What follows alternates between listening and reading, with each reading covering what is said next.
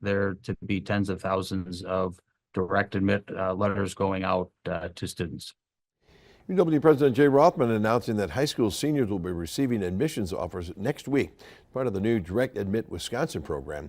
Qualified students from nearly 330 public and private high schools are automatically admitted to UW campuses without submitting an application. If the students stay on track to graduate, they can complete a direct admit form with the college they're interested in joining and accept the offer.